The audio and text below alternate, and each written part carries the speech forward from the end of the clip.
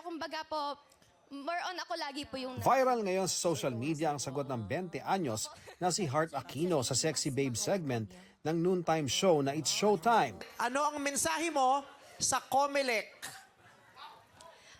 Sorry po, hindi po ako masyadong knowledgeable about sa COMELEC.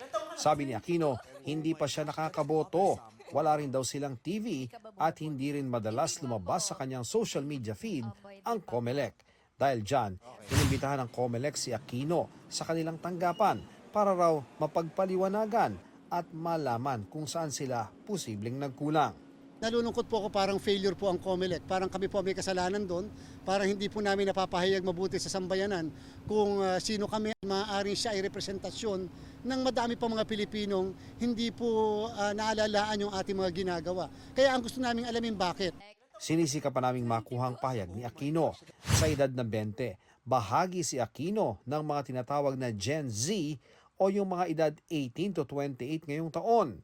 Halos 27% ng mga registered voter ngayong 2025 bahagi ng Gen Z.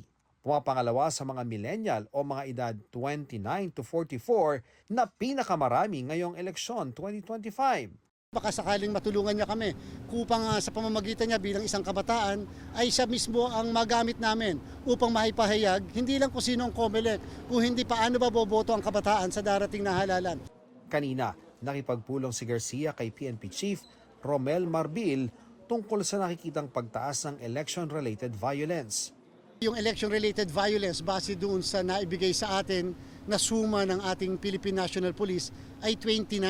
Kaya lang sinabi rin natin na ito po ba ay updated na o ito ay kakailanganin ng update. At inamin naman po sa atin ng PNP na hinihintay pa nila yung reports ng halos 6 na rehiyon ng ating bansa.